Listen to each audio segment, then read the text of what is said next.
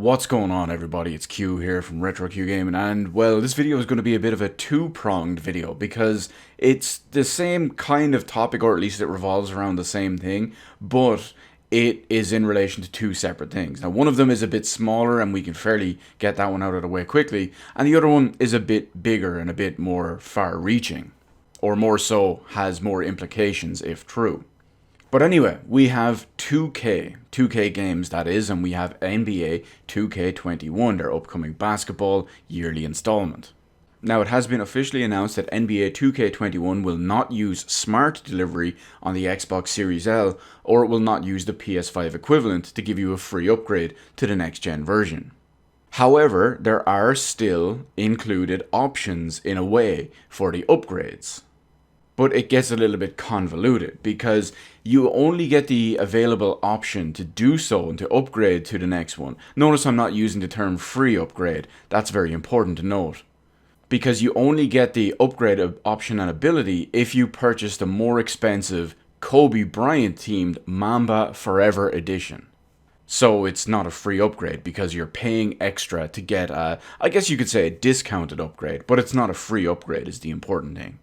So basically, if you buy the PS4 or Xbox One Standard Edition, you're completely out of luck. However, if you buy the Mamba Forever Edition on either PS4 or Xbox One, you will get upgraded to the standard version, not the Mamba Edition on the next generation platforms, only the standard one.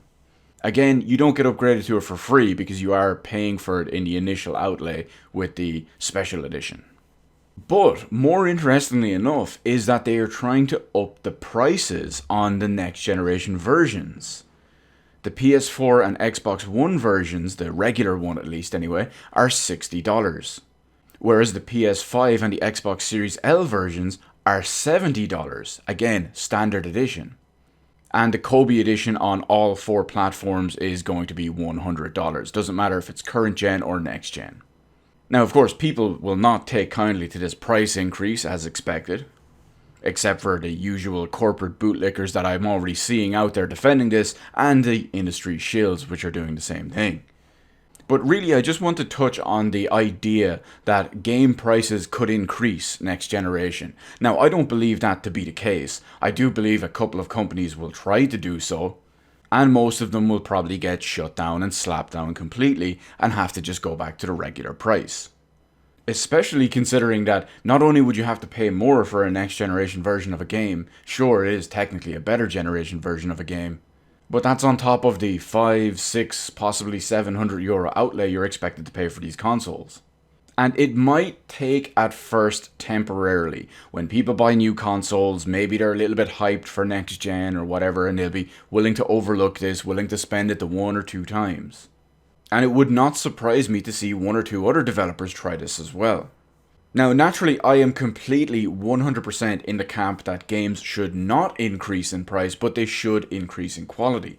The main reason for this is these are companies that are out to make a profit. These are companies that are out to make money. These are companies that should be giving us incentives and reasons to basically advertise their games to us in order to entice us to spend our money.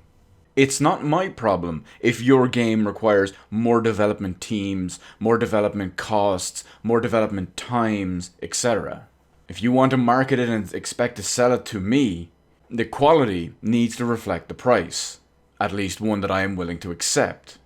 It's just like paying to play online on console games. These services should be free. They should be marketing it to us as a reason to play on their console. But this all comes down to one extra thing, that regardless of what the games do cost in the long run, and if they do try to jack up the price, that is the beauty of online retailers. That is the beauty of people and places who will sell them at lower prices. Sure, on consoles you don't have the same freedom to do so with buying codes significantly cheaper and whatnot. But of course I urge everyone to not support this. Send them a message the only way they understand. And that is by speaking with your wallet. Especially when it comes to the likes of these NBA 2K games, or just any of the 2K games in general, the sports ones that is. Because we all know they make billions, literally billions of dollars every year on microtransactions alone. So I will give everyone a quick little pass in one way, but it will not apply to NBA. If at first companies do try to charge a little bit more for a game and all that, as long as it's not a crappy yearly iteration like Call of Duty or FIFA or Madden or NBA, you get a pass.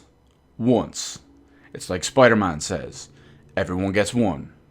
Because if you do continue to support and reward companies for behavior and marketing like this, well, you're going to be the reason why everything gets jacked up long term.